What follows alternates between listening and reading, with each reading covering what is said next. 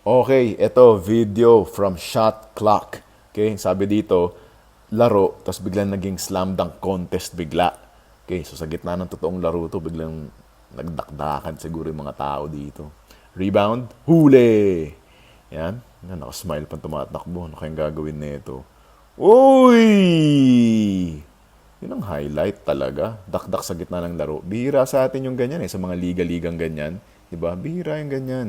Usually, sa professional na o sa college, UAAP, NCAA, nakita natin yung mga dumadakdak. Pero sa mga ligang ganito, bihira yan.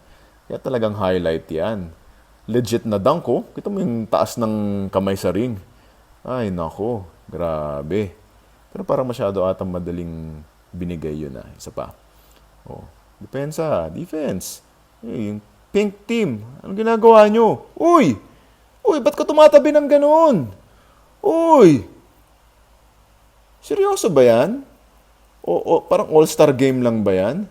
O baka inimbita nyo yung green team para dumakdak talaga kaya nyo pinabayaan? Kasi medyo, nung panahon namin, sabon kami sa coach namin pag ganyan, sa gitna ng laro.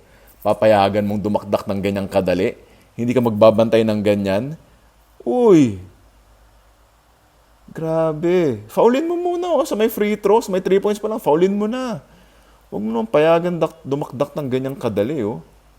Oh, aapir pa, nakangiti. Dapat, after the game na yung mga ganyan, yung apiran at ngitian, compete muna tayo sa gitna ng laro. Huwag mong payagan na ganyang kadali yung dunk, oh.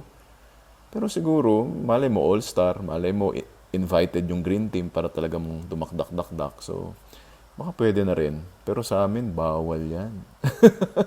Bawal.